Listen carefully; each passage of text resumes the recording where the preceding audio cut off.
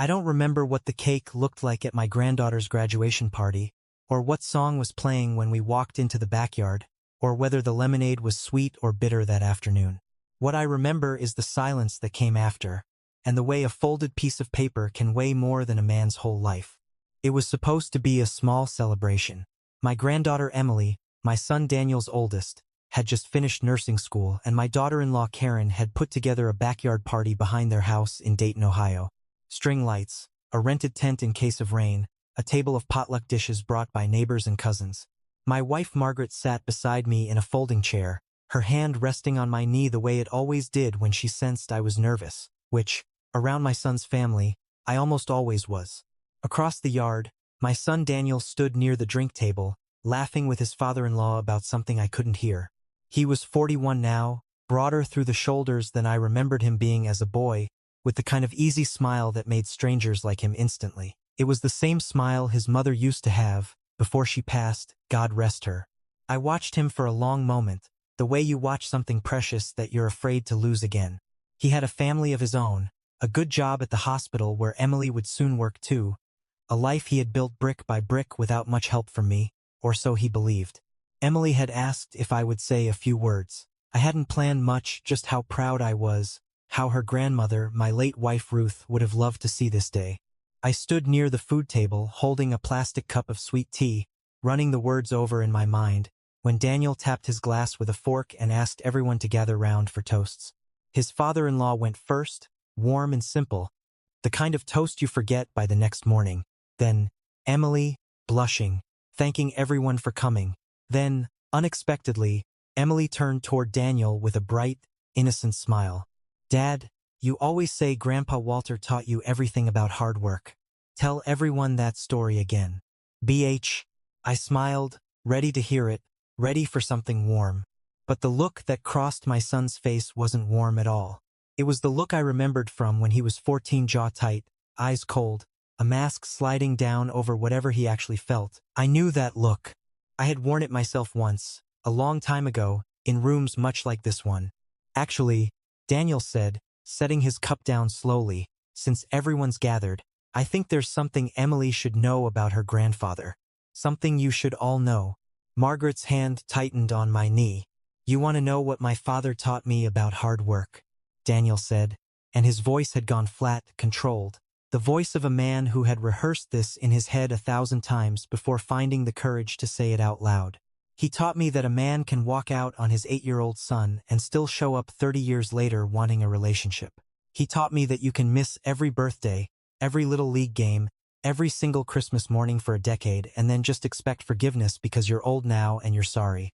The yard went quiet in that particular way a room goes quiet when something true and terrible has just been said out loud. I felt every eye turn toward me, the neighbors, Karen's parents, Emily's friends, from nursing school, people who 20 seconds ago had only known me as Emily's grandpa, a harmless old man in a golf shirt. Daniel, I started, but my voice came out smaller than I wanted it to. No, he said, and his hands were shaking now, though his voice stayed level. Let me finish. I spent my whole childhood in Toledo waiting by the window on the weekends he was supposed to come get me. I used to pack a bag. Every single time. And every single time, my mom would have to be the one to explain why he wasn't coming, why he'd chosen his new life over the one he already had. I was 7 years old the last time I saw him before he disappeared for good. 7. And I didn't hear from him again until I was almost 40, when he showed up at my door with an apology and a bag of golf clubs like that could fix 23 years. I felt the blood drain out of my face. I opened my mouth and everything I might have said, the custody battle, the restraining order his mother's lawyer had filed on false pretenses, the letters, God, the letters, all of it caught in my throat like a stone. How do you explain 23 years of grief in a backyard full of strangers, over a table of potato salad and lemonade, while your son's eyes fill with 2 decades of a pain you thought you understood better than anyone alive? How do you tell them that the story they were hearing was only half true, and that the other half had been buried on purpose, by someone who was no longer alive to answer for it? I couldn't, because a wound spoken aloud by your own child, in front of everyone who loves him, is always believed before anything you could offer in your own defense. It doesn't matter how it happened. It only matters how it felt. And I had learned a long time ago that pain doesn't ask for corroboration. It only asks to be witnessed. Karen had gone pale, one hand pressed to her mouth. Emily was staring at me now with an expression I will never forget as long as I live, not anger, not yet. Just a slow, dawning horror, the look of a young woman watching the foundation of her family history crack open in real time. "Grandpa," she said, so quietly I almost didn't hear it, "is that true?" "It's not that simple, sweetheart," I managed. "It's exactly that simple," Daniel said, and now there was real heat in his voice, the kind that had clearly been banked and smoldering for decades, just waiting for enough oxygen to catch. "You left. You chose someone else's family over ours. And now you want to sit at my daughter's graduation party like none of that happened, like you're just some sweet old grandfather who taught me to fish." Someone in the back, one of Karen's cousins, I think, muttered something I couldn't make out, but I saw the way people's faces had changed, the warmth gone cold and hard. The way strangers' eyes can turn a familiar face into something monstrous in the space of a single sentence. Emily's nursing school friends were looking at their phones, at their shoes, anywhere but at me, the old man being publicly dismantled at a party thrown in his own granddaughter's honor. Margaret's hand had gone still on my leg. I couldn't bring myself to look at her. I couldn't bear to see whatever was in her eyes, pity, maybe, or the particular kind of heartbreak that comes from loving someone the world has just decided to hate. I had carried this story for over 2 decades. I had been the villain in it for so long that some nights I almost believed the version everyone else believed, the version his mother, my ex-wife Diane, had built so carefully, so completely, that even I sometimes forgot there was another version underneath it. Every card returned. Every attempt at contact met with silence or worse. Every court date where her lawyer painted me as a dangerous, unstable man simply for wanting to see my own son. I had spent years fighting a war I could never win, because the only witness who could have told the truth was a child too young and too frightened to understand what was happening to him. "So," Daniel said, turning back to the small crowd, his voice cracking now, the anger giving way underneath to something rawer, "I just think Emily deserves to know the truth about her family. I think we all deserve better than pretending 40 years of silence didn't happen." A few people were crying now. I heard someone whisper, low but not low enough, "How could a father just leave like that?" I sat there and let it land, every word a blade, because what else was there to do? I was supposed to be the monster in this story. Then, I had been cast in that role so long ago, by people with far more skill at storytelling than I ever had, that objecting now felt almost obscene, like arguing with a verdict that had already been carved into stone. Daniel finished, his shoulders heaving, and sat down hard in his chair. There was a terrible silence, and then, from somewhere behind me, a low ripple of applause, not loud, not triumphant, but the quiet, solemn applause of people honoring a wound, standing with the wounded party against the man who'd caused it. That was when my younger brother Frank stood up. Frank had flown in from Arizona for the party, and he'd been sitting quietly near the tent the whole afternoon, the way he always did at family gatherings, content to watch rather than perform. He was 72 now, silver-haired, still built like the high school linebacker he'd once been, and when Frank stood up, people noticed, because Frank rarely had much to say, and when he did, it mattered. He'd brought a canvas duffel bag with him to the party. I'd noticed it when he arrived, but assumed it held nothing more than a change of clothes for the drive back to his hotel. He walked over to it now, unzipped it slowly, and lifted out an old cardboard file box, the kind with a lid that ties shut with a string soft with age at the corners. "That's enough, Daniel," Frank said. His voice wasn't loud. It didn't need to be. It cut through the murmuring like a cold wind through an open door. "Pie, I've sat here for 20 minutes, listening to you tell this family who your father is. And I've watched every single person in this yard decide, in the space of one speech, that they know him too. I'm ashamed of what I just watched happen here." The yard went still again, but differently this time, uncertain, waiting.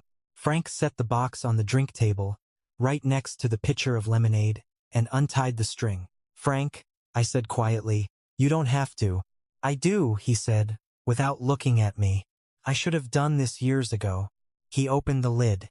Inside, packed tight and neat, were envelopes, dozens of them, maybe more, some yellowed with age, some still crisp, all bundled in rubber bands that had gone brittle and were starting to crack. I recognized the handwriting on the top envelope before he even lifted it out. My own. Younger, steadier, the handwriting of a man who hadn't yet learned to stop hoping. "These," Frank said, holding the bundle up so the whole yard could see, "are letters. 31 of them, to be exact, written by my brother Walter to his son Daniel over 11 years. Every one is dated, every one was mailed, and every single one of them was returned, unopened, by Diane." You could have heard the ice cubes melting in the lemonade pitcher. I watched Daniel's face change, the righteous certainty draining out of it, replaced first by confusion, then by something closer to fear. Frank pulled the first letter free and held up the envelope so everyone could see the red stamp across the front.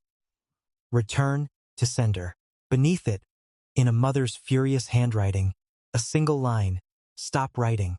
He doesn't want your letters."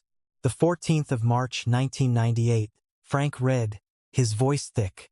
"Dear Daniel, happy 6th birthday, buddy. I know your mom says I can't come to your party this year, but I want you to know I thought about you all day. I got you a baseball glove, the kind you said you wanted at the store last spring. I'm going to keep it here for you until the day you're ready for it. I love you more than you'll ever know. Love, Dad." He set it down and picked up another, the paper so worn at the folds it had nearly split in two. The 3rd of September, 1999. "Dear Daniel, I heard from your grandmother that you started 3rd grade. I bet you're the tallest kid in your class by now. I know the lawyer said I have to wait for the judge to decide about visits, but I want you to know I'm at every single hearing fighting to see you. I'll keep fighting as long as it takes. Whatever your mom has told you about why I'm not there, please know it isn't true. I never stopped wanting to be your dad. Return to sender." Every one. Frank read them one after another. A 9th birthday, a Little League trophy Daniel had won that I'd only heard about because a cousin mentioned it at a funeral years later. A middle school graduation, a 16th birthday with a letter about a car I'd been saving to help him buy one day. Each letter more desperate than the last, each one stamped and returned, some with cruel messages scrawled across the back in handwriting too neat and careful to be a child's. Diane's handwriting, dressed up sometimes to look like Daniel's own, so that even in his early 20s, when a few letters had reached him directly, he'd been convinced they were forgeries, some manipulative old man's last con. "She told me you didn't want me," Daniel whispered. He wasn't looking at Frank anymore. He was looking at me, and something in his face had cracked wide open, all the fury drained out and replaced by something far more frightening, the look of a man realizing the floor he'd stood on his whole life had never really been there at all. "She told me you remarried and started a new family and forgot about me. She showed me pictures, Dad. She said you had another son and you loved him more. And there was no other son," I said, my voice breaking. "There was never anyone but you, Daniel. Not for one single day." Frank kept going, quieter now, because the anger had gone out of the room and something more fragile had taken its place. "Your father drove to Toledo every single Sunday for 2 years after the divorce, just to sit outside your school in case your mother let you out for even 5 minutes. He never did. He hired 3 different lawyers because the first 2 told him it was hopeless and he wouldn't accept hopeless. He sold his boat to pay for the custody case. He sold his boat, Daniel, and he never once said a word against your mother to you, not once, not even when you were old enough to ask questions, because he was afraid that if he told you the truth, you'd think he was just trying to turn you against her the way she turned you against him." Daniel was crying now, the kind of crying that comes from somewhere much older and deeper than a backyard argument, the kind that had clearly been dammed up for 30 years and had finally, catastrophically, broken loose. Karen had her arms around him, but he wasn't really there anymore. He was somewhere back in a childhood bedroom in Toledo, waiting by a window for a father who had, in fact, never once stopped trying to reach him. "Dad," he said, and the word came out broken, unfamiliar in his mouth, like a language he hadn't spoken in years. "Dad, I'm so sorry. I didn't know. I swear to God I didn't know." He came around the table so fast he nearly knocked over a chair, and when he reached me he didn't stop, didn't hesitate, just wrapped his arms around me the way he used to when he was small enough for me to lift off the ground. I felt his whole body shaking, felt 30 years of grief pouring out of a grown man in front of a yard full of strangers who, moments before, had been ready to run me out of town. "It's all right, son," I said into his shoulder. my own voice barely holding together. I'm here. I never left. I promise you, I never once left. Emily was crying too now, and Margaret, and even some of Karen's relatives who had no history in any of this at all. Just the raw human instinct to weep at the sight of a family finding its way back to itself. Frank stood there holding the last of the letters, and when I looked at him over Daniel's shoulder, he gave me a small, tired nod, the same nod our own father used to give when a hard job was finally, mercifully done. The party didn't really continue after that. Nobody was in the mood for cake. Karen quietly began packing up food while friends said their goodbyes in low, respectful voices, the way people do after a funeral rather than a graduation party. Daniel wouldn't let go of my arm the whole time, as if he were afraid that if he did, I might simply vanish, the way I had, in his mind, 30 years before. That night, he came back to the house with Margaret and me instead of driving home. We sat in the living room until nearly 2 in the morning, the box of letters open between us on the coffee table, and he read every single one, slowly, sometimes aloud, sometimes to himself, his hands trembling around paper that had waited half a lifetime to be opened. I built my whole life around hating you, he said at one point, staring at a letter about a 9th birthday he'd never known. I remembered. I used to tell people my father chose another family over me. Said, I told that story so many times I actually started to believe every detail of it, even the parts I'd made up to fill the gaps. You didn't make anything up, I told him. You were a little boy who was told a story by the person you trusted most in the world. That's not a lie you told. That's a lie that was done to you. End quote. I should have questioned it, he said. I'm 41 years old. I should have asked more questions. You were 7 when it started, I said. A 7-year-old doesn't question his mother. He survives her. That's all you were ever doing. Surviving. And he looked up at me then, his eyes red and swollen, looking for one strange moment exactly like he had at 7 years old, the last summer before everything fell apart. Why didn't you ever tell me? Later, I mean. When I was older, why did you let me believe it?